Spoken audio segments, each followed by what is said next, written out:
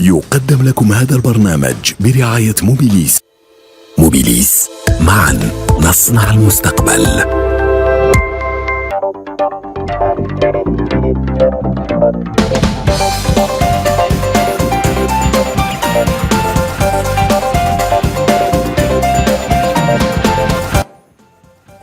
Chers téléspectateurs, fidèles des rendez-vous économiques d'Al24 News, bienvenue au Pro de l'écho. Ce soir, nous allons aborder une question cruciale pour le maillon le plus important dans la chaîne économique mondiale.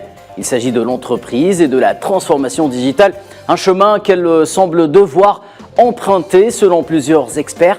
Car à les en croire, cela dépend de leur pérennité face aux nombreuses transformations systémiques, juridiques mais aussi organiques dont elles font face et qui pourraient conditionner leur avenir et par ricochet l'avenir de l'économie mondiale. Digitalisation des entreprises, mode d'emploi, comme chaque semaine, les pros de l'écho s'emparent du dossier.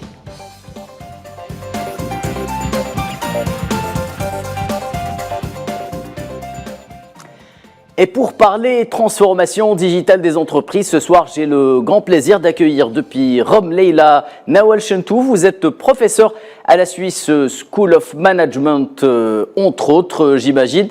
Bonsoir madame et bienvenue. Bonsoir, merci pour l'invitation. Depuis Marseille, nous rejoint Nazim Sini, enseignant agrégé d'économie à l'université Aix-Marseille 1. Bonsoir à vous également Nazim.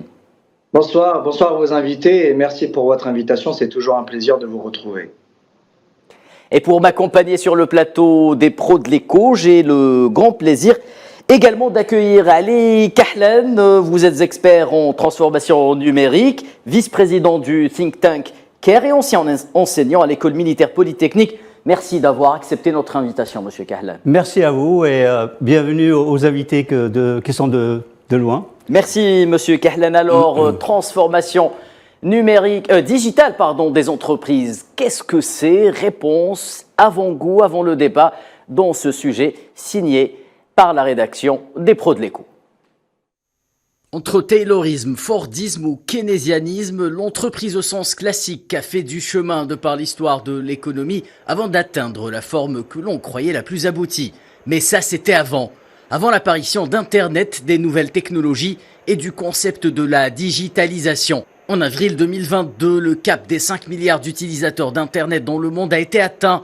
Cela signifie qu'aujourd'hui, plus de 6 personnes sur 10 surfent sur le web dans le monde.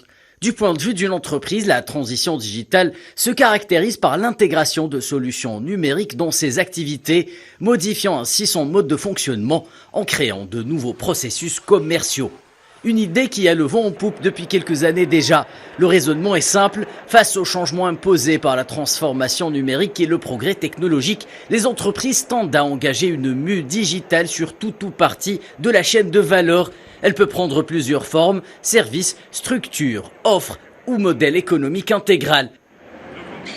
2023, une année difficile pour les entreprises en raison de la pression inflationniste, des obstacles de la chaîne de valeur d'approvisionnement et de la baisse de la confiance des consommateurs. Face à ces défis, les entités économiques ont tendance à changer leur position d'une forte croissance à l'optimisation des opérations et à l'économie des ressources. Une transformation digitale réussie les aiderait en quelque sorte à atteindre leurs objectifs et à obtenir un avantage supplémentaire face à une concurrence féroce.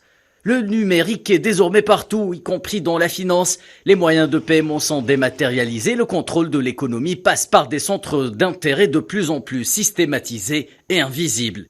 Mais qu'en disent les experts? D'après le cabinet Gartner en 2023, 60% des grandes sociétés se transformeront en entreprises composables, c'est-à-dire entreprises agiles et taillées pour une adaptabilité en temps réel, une résilience face à l'incertitude. Et celles qui adopteront cette approche dépasseront leurs concurrents de 80% en termes de vitesse de mise en œuvre de nouvelles fonctionnalités. Alors, les entreprises réalisent l'importance de la transformation digitale, de la formation jusqu'à l'organisation de l'activité. Tous les secteurs et collaborateurs sont affectés. Les PME et les ETI, tout comme les grands comptes, font face à des marchés de plus en plus concurrentiels et il est nécessaire pour eux de s'adapter à cette nouvelle donne.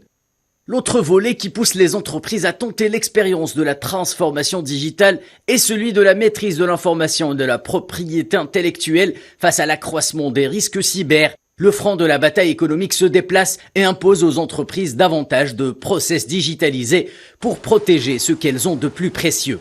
La digitalisation des entreprises est en pleine accélération.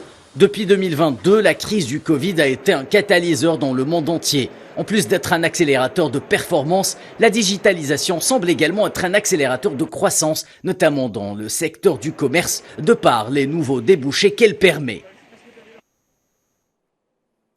Allez, sans plus tarder, entamons de suite ce débat avec un point de pédagogie, si vous le voulez bien. Madame Chentouf, qu'est-ce que la transformation digitale des entreprises ? Merci tout d'abord pour votre question. Le sujet est très important. La digitalisation, avant même de rentrer dans le vif du sujet, est un enjeu économique très important pour toutes les entreprises, quelle que soit leur taille, comme vous venez de le dire, pour les grandes, les moyennes et les petites entreprises. En mots très simples, la digitalisation consiste en l'intégration du numérique dans toutes les facettes que compose l'entreprise, allant du rapport avec le fournisseur à la relation qu'entretient l'entreprise avec sa clientèle sur le marché, en passant bien entendu par les fonctions traditionnelles qu'on connaît, qui sont assurées par les équipes d'une entreprise, à savoir le marketing, la logistique, la gestion des ressources humaines et la communication. Donc, comme ça a été dit dans votre reportage, la digitalisation est un vrai facteur de croissance et de développement économique. D'ailleurs, la compétition entre les grands groupes sur la scène internationale se fait autour de la technologie et de l'innovation. Mais je voudrais rajouter une autre chose qu'on avait découvert avec la dernière crise qu'on avait affrontée ensemble, à savoir la crise du Covid-19. On avait découvert avec cette crise que la digitalisation était aussi un facteur de résilience. Effectivement, toutes les entreprises qui avaient investi massivement dans la digitalisation avant le Covid-19 avaient la possibilité de gérer cette période complexe, critique que nous avons traversée tous ensemble, avec moins de difficultés, avec un peu plus de souplesse et de flexibilité. Pourquoi ? Parce que le digital avait permis à ces entreprises de proposer, par exemple, le smart working pour les employés, aussi à garder la communication avec les fournisseurs et les consommateurs sur le marché, une situation qui était complètement différente pour les entreprises qui avaient investi, si on peut dire, un peu timidement dans la digitalisation avant le Covid-19. C'était beaucoup plus complexe pour ces entreprises-là, pas uniquement pour une question liée au matériel technologique, mais beaucoup plus à une question liée à la culture digitale que les employés doivent avoir dans une entreprise et qui est, de mon point de vue, primordiale. Très bien, Madame Chentouf. Donc, tout le monde semble d'accord pour dire que la Covid-19 a été un vrai catalyseur pour la digitalisation des entreprises. Alors, Nazim Sini, justement, qu'est-ce qui pourrait, mis à part la crise Covid-19, justifier qu'une entreprise fasse le choix justement de se digitaliser? Est-ce que cela induira forcément pour son activité, son cœur de métier, des changements majeurs? Oui, tout à fait. Et puis, vous savez, il faudrait rappeler aux téléspectateurs qu'il faut faire une distinction entre la numérisation et la digitalisation. La digitalisation est un processus de transformation de l'entreprise qui utilise des outils numériques. Donc ça, c'est très important d'apporter cette nuance pour que l'ensemble des acteurs économiques, mais aussi des téléspectateurs comprennent. Alors, je vais vous dire, vous savez, aujourd'hui, les acteurs économiques, notamment les entreprises qui composent le maillon de la chaîne de valeur, n'ont d'autre choix que de s'adapter aux changements qui touchent l'économie mondiale. D'abord, elles doivent rester compétitives. C'est-à-dire qu'effectivement, leur raison d'exister même, c'est d'être compétitive et c'est d'avoir un avantage concurrentiel par rapport aux concurrents. Et aujourd'hui, cet avantage concurrentiel se joue essentiellement sur l'innovation, la R&D et l'apport en nouvelles technologies. Oui. Et aussi, il faut savoir que la révolution digitale que nous vivons, c'est un train à grande vitesse qui est en train de marquer des arrêts.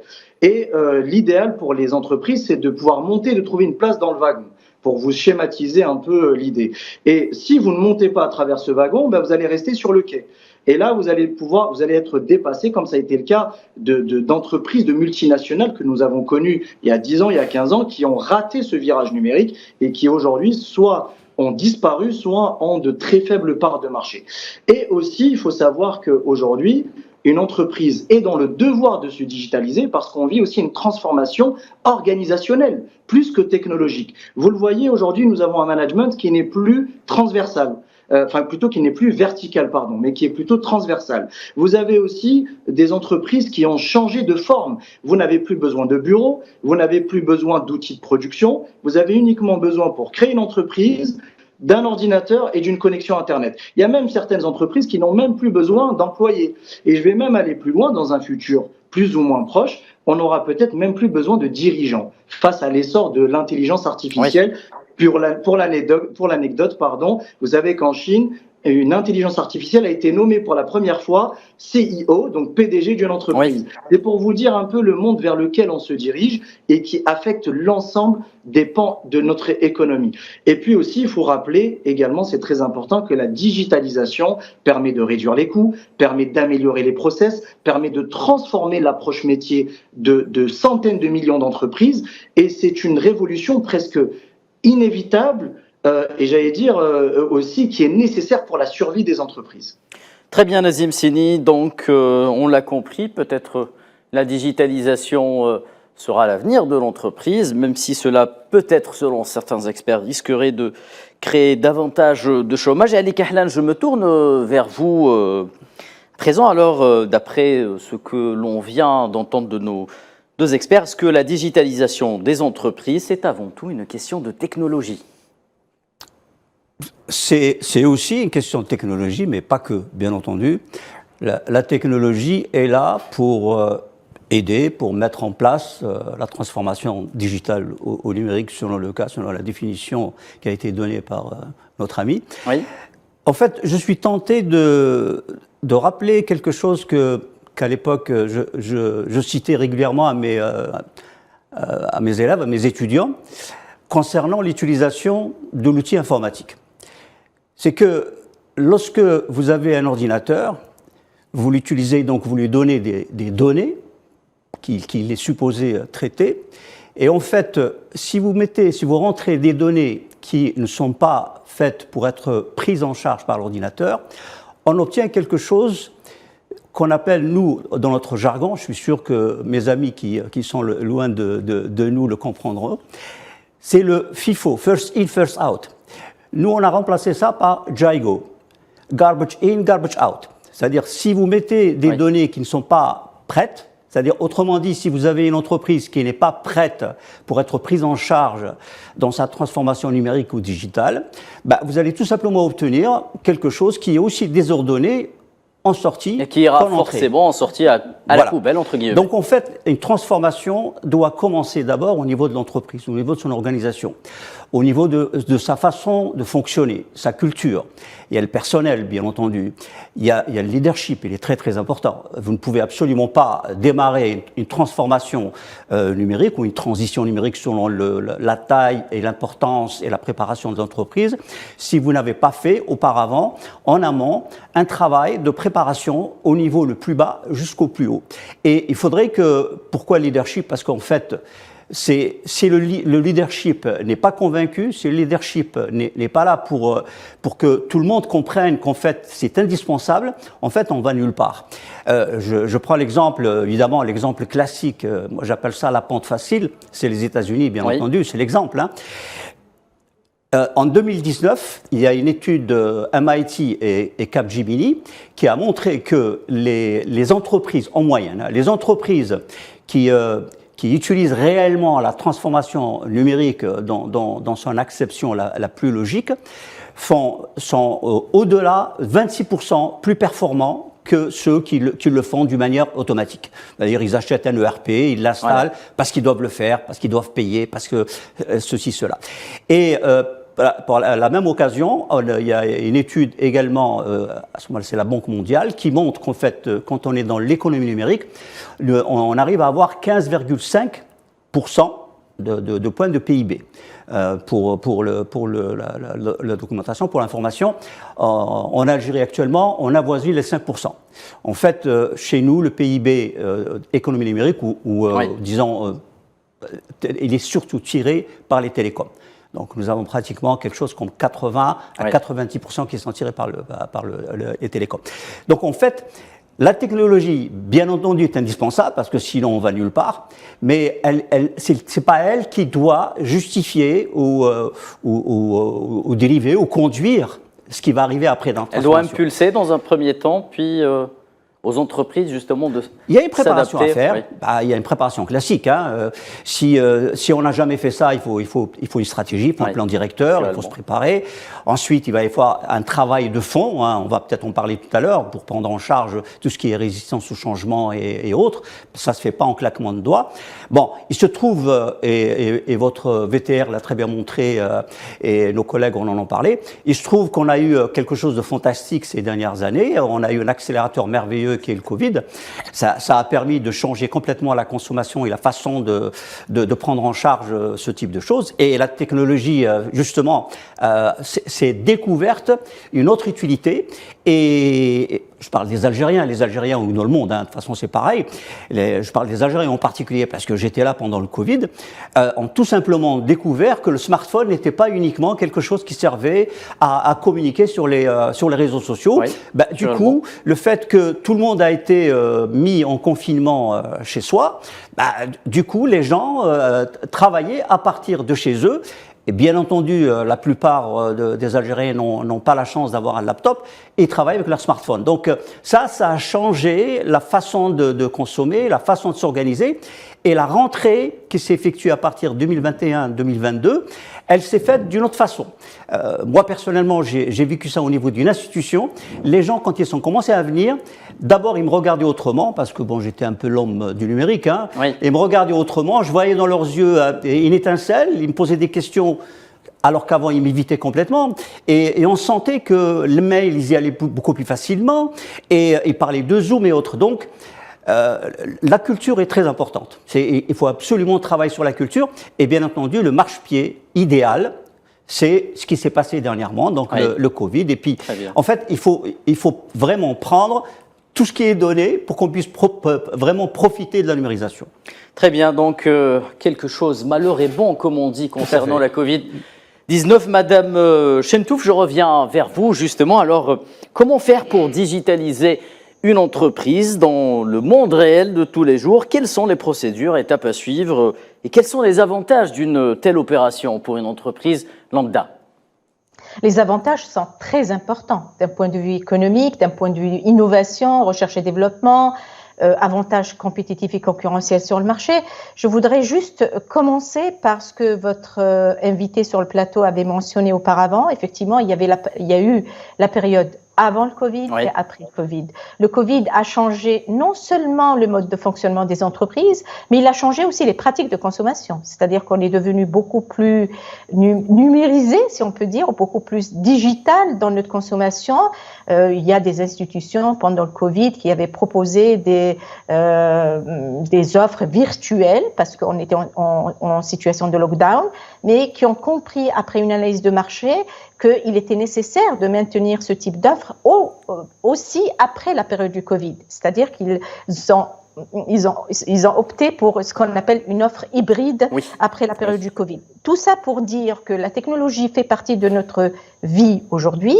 Ça sera le cas aussi dans le futur. Raison pour laquelle il faut se préparer aujourd'hui pour rester dans la course et la compétition à l'innovation, faire partie ou avoir une position assez stratégique sur la scène internationale.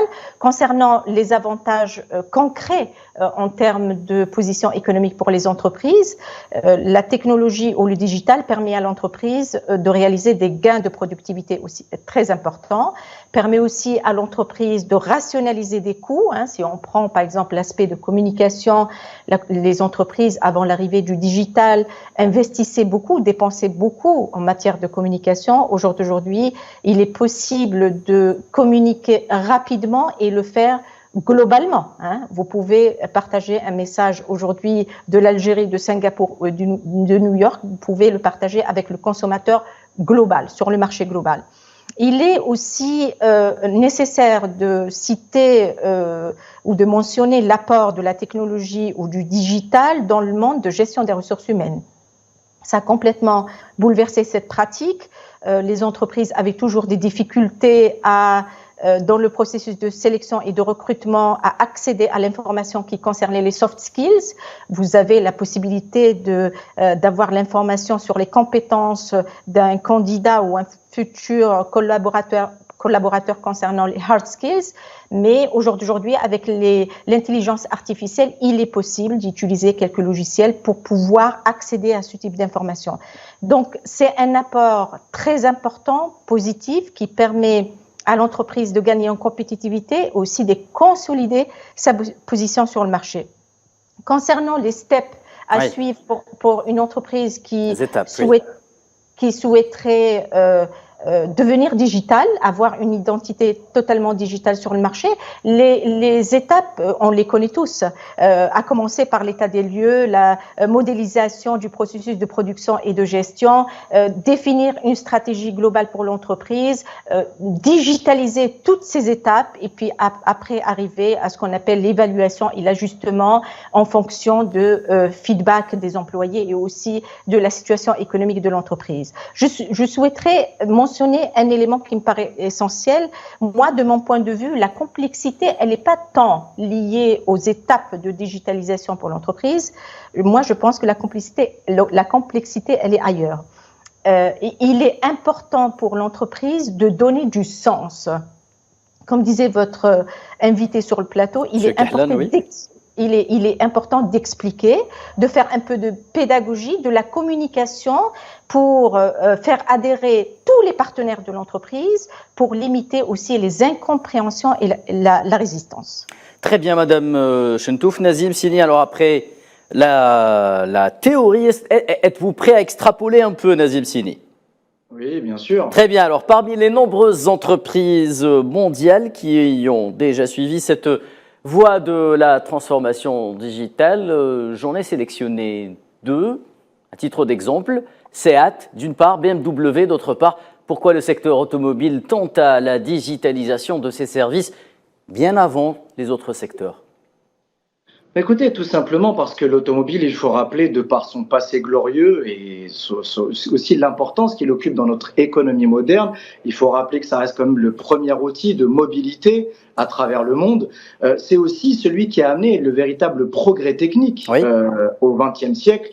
D'ailleurs, même fin 19e, début 20e, c'est naturellement le premier secteur qui a entamé sa mue et sa transformation digitale. Parce que le secteur automobile, d'abord, c'est un secteur, il faut le rappeler, qui est ultra concurrentiel. Aujourd'hui, la plupart des constructeurs se livrent une bataille, mais sans commune mesure. C'est une véritable guerre commerciale qu'ils se livrent entre elles, parfois même en se cannibalisant mutuellement, parce que vous savez que certains constructeurs possèdent plusieurs marques annexes.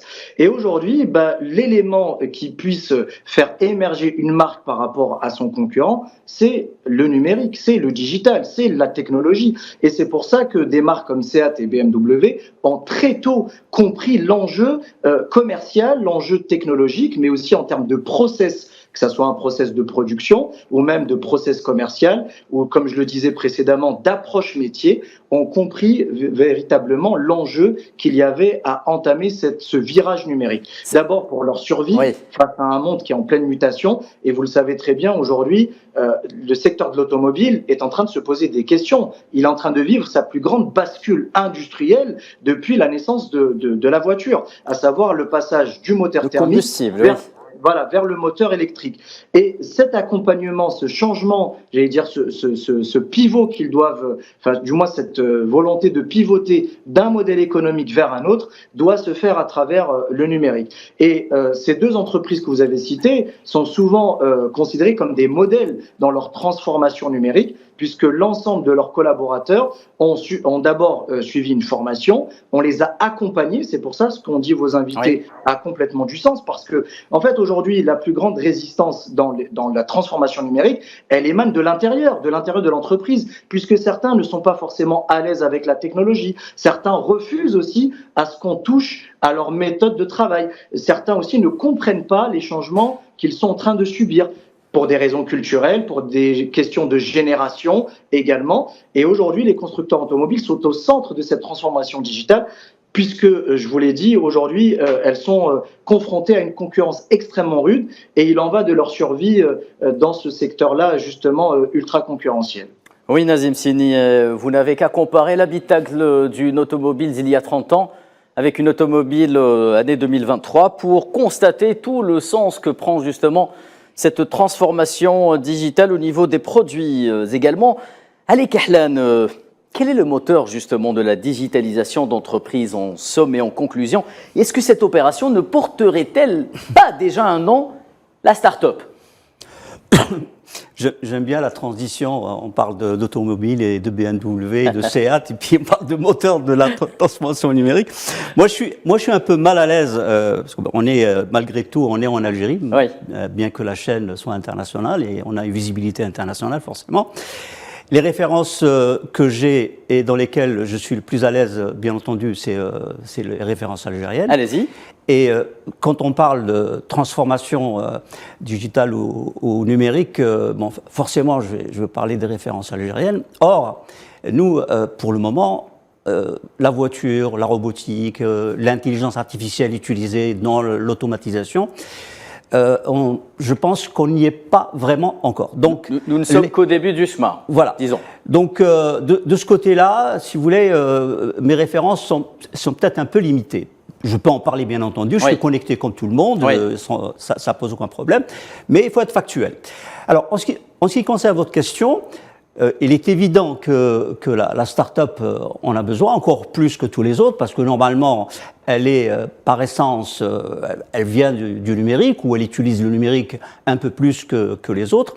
Donc forcément, on serait tenté de dire que toute start-up devrait avoir, soit elle a déjà réglé sa transformation numérique, soit c'est une question de pratiquement, disons, automatique, qui ne poserait pas de problème. Par contre, la transformation numérique, on en a besoin à tous les niveaux. Toutes les entreprises en ont besoin et elles doivent toutes passer par le même processus, comme l'a dit la professeure, donc qui est Madame Chentouf, oui. Madame Chentouf. Il est évident que cette procédure doit être appliquée par tout le monde. On ne peut pas juste décider d'être tout d'un coup numérisé, bien que j'aime pas tellement ce terme-là, disons, ayant déjà fait notre transformation numérique, juste par décision ou par décret. On doit passer par certaines étapes, on doit faire une étude, on doit réfléchir, on doit préparer, etc. Donc, c'est quelque chose qui doit être bien pris en charge. Ça doit émaner d'une réflexion, donc. Absolument. Les startups, ce ne sont pas les seuls qui ont besoin d'une transformation numérique. Il est bien évident qu'ils doivent en avoir, mais c'est pas les seuls. Toute entreprise doit passer par cette étape-là. Donc, je ne sais pas si j'ai répondu à votre question, parce qu'en fait, tout a été dit concernant la préparation. Mais justement, qu'une émanation peut-être de cette transformation digitale des entreprises, mais qui peu à peu... En fait, le grand avantage d'initier une transformation, c'est que, du coup, on permet à plein d'opportunités d'arriver. Donc, on a d'abord l'éducation et la formation, éventuellement du personnel ou des cadres dirigeants. On a la possibilité d'ouvrir la porte à l'innovation. Ça peut être une innovation intra-entreprise ou l'innovation autour de l'entreprise. Oui. Donc ça, on peut même réfléchir, et de plus en plus, certaines startups sont un peu dans ce mode. Des startups qui sont créées au niveau de l'université à travers des incubateurs. Oui. D'ailleurs, actuellement, il y a une campagne qui a été lancée, un diplôme, une start-up. Justement, avec ce type d'idée, donc des incubateurs au niveau d'université, des incubateurs au niveau de certaines entreprises privées, mais également des institutions pour faire des intrapreneurs. Donc, tout simplement des employés qui peuvent se transformer, en fait, en promoteurs de start-up, en s'aidant de l'environnement, de l'entreprise ou de l'institution. Je prends l'exemple, par exemple, du ministère des Transports, qui c'est une coïncidence extraordinaire, qui au moment où le Covid arrivait, il était en train de réfléchir pour lancer justement une expérience d'intrapreneur, et cette expérience a pu être lancée et a pu être incubée et maturée pendant toute la période justement du Covid, ce qui a permis qu'une fois que le Covid était passé, ça a permis donc à des start-upers qui étaient en fait des salariés, qui étaient des gens, des fonctionnaires, je dirais même, parce qu'ils sont dans une institution, de leur permettre d'avoir des idées donc de start-upers, d'avoir des idées d'innovation à partir d'une institution. discussion. Ce qui il y a quelques années, on le rêvait à peine, quoi. Enfin, nous, les professionnels, on se disait, ah, si on pouvait faire comme les États-Unis, ah, si on peut faire comme la Suède. En fait, encore une fois, le Covid, comme vous l'avez très bien dit tout à l'heure, à toute chose malheur est bon, quoi. Le Covid nous a permis quand même de faire des choses auxquelles on pouvait même pas penser auparavant. Donc tout ça, c'est l'opportunité, l'innovation, cette capacité, cette possibilité de pouvoir lancer des choses et penser que tout est possible. Sans oublier, et là je profite pour en parler, sans oublier que de ce côté-là, le gouvernement a fait des choses extraordinaires. Et là, à partir justement à la fin du Covid, en 2020, il a créé quand même 3 ministères qui s'occupaient de tout cela. Donc il y a le ministère des startups qui a été créé, le ministère de l'économie, de la connaissance et de l'incubateur, le ministère de la des ministères délégués, ministère donc délégués de micro-entreprises. Et en fait, actuellement, nous avons un seul gros ministère qui est le ministère de l'économie de la connaissance. Des startups et de la micro-entreprise. Oui, et donc voilà, et tout ça fait que, d'ailleurs, il y a un travail au niveau de la législation. Vous savez, et ça j'en profite pour le dire, vous savez que quand il s'agit comment dirais-je, de déchets ou d'échecs de la transformation numérique dans un pays, c'est que très très souvent, il faut aller voir du côté de la législation. Oui. C'est qu'au niveau de la législation, les choses n'ont pas été faites comme il faut, ou elles n'ont pas été mûrement réfléchies au plus haut niveau, ou tout simplement elles ont été mal appliquées ou pas appliquées du tout, ce qui fait que la transformation numérique n'a pas marché. Parce que il faut des guides, il faut des drivers, il faut des moteurs pour tirer ce type de changement. Il peut pas se faire uniquement, comme j'ai dit tout à l'heure, en disant voilà, on peut le faire. Et les guides, il faut que ça soit le plus haut niveau. Et le meilleur des guides, justement, c'est un ministère. Oui. Malgré tout ce qu'on peut penser. Et surtout, factuellement, le ministère que nous avons actuellement, c'est pas pour lui jeter des fleurs, hein, c'est tout simplement, on a profité d'une conjoncture qui est là, et on en parle depuis tout à l'heure, en train de faire des choses extraordinaires. Par exemple, il y a le statut de l'auto-entrepreneur. Qui vient tout juste d'entrer en vigueur. Exactement. Ça, c'était aussi un rêve. Oui. C'était un rêve. Et ça, c'est le meilleur moteur qu'on puisse avoir pour justement, pas uniquement les startups. Les startups, très certainement, ça leur permet d'accélérer, d'aller plus vite et de passer certains caps, de pouvoir peut-être labelliser plus rapidement, de passer par les incubateurs, etc. Mais surtout, le type de personnes dont j'ai parlé tout à l'heure, les fonctionnaires, les salariés, qui, sans lâcher la fonction qu'ils ont, sans lâcher le salaire qu'ils ont, pouvoir se lancer dans une aventure de start-up et ici ont idée. Parce qu'ils ont le statut entrepreneur, mais il n'y a pas que ça. Il y a plein de petites choses autour qui font que maintenant les choses sont plus faciles qu'il y a quelques années. Et il y a beaucoup de travail qui est effectué au niveau des boîtes à idées et des boîtes à outils comme le think tank CARE auquel vous appartenez, qui mériterait également d'être souligné. Alors, Madame Chentouf, je me tourne vers vous pour une dernière question avant de passer à Nazim Sini. Alors, lorsqu'on parle de transformation digitale des entreprises, quels sont les leviers de croissance? Quels seraient les niveaux de rentabilité? Et est-ce que cela signifie forcément des investissements à venir? Je confirme, la digitalisation de l'entreprise est un vrai projet d'investissement qui implique non seulement l'entrepreneur et les équipes internes de l'entreprise, qui impliquent aussi les partenaires et comme avait précisé votre invité sur le plateau, les autorités publiques, c'est-à-dire que la législation ou la régulation est un élément crucial, important, qui peut aider les entreprises dans cette aventure de digitalisation, d'être efficaces, performants, compétitifs sur la scène internationale.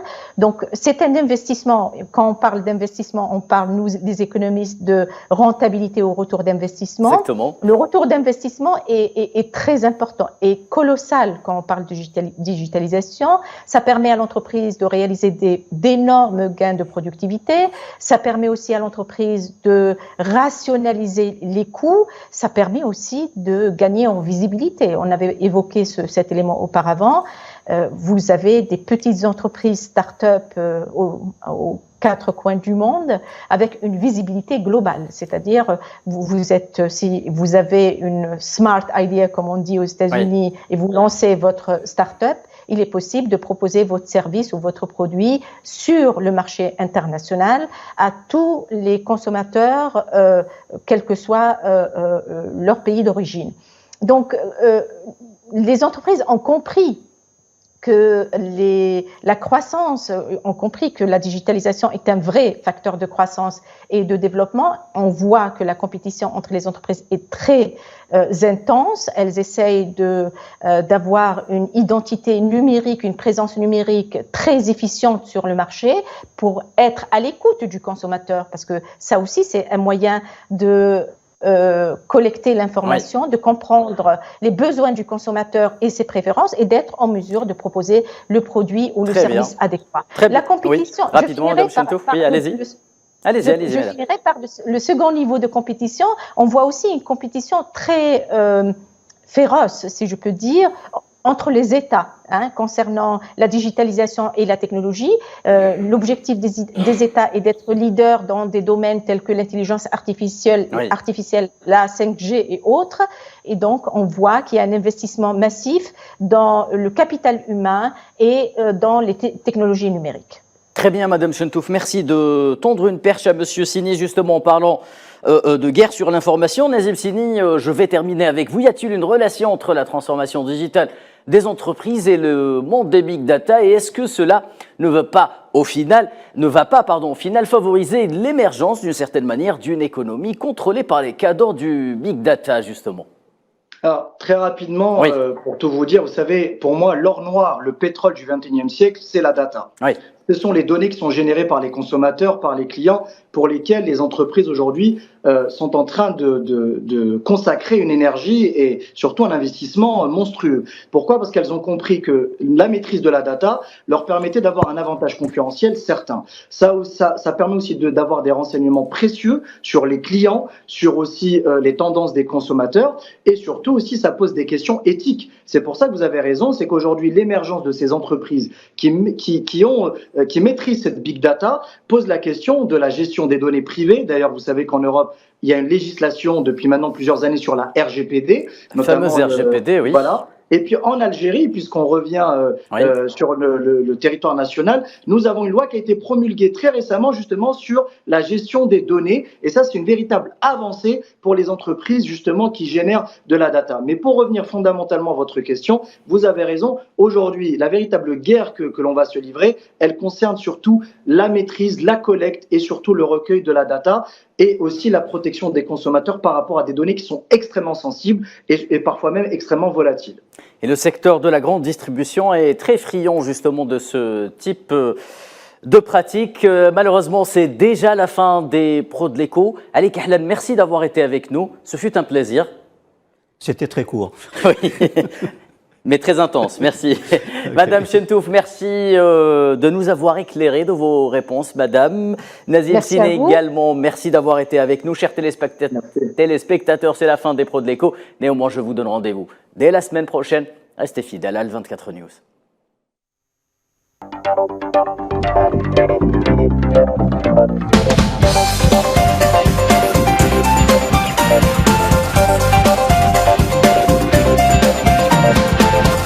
قدم لكم هذا البرنامج برعاية موبيليس.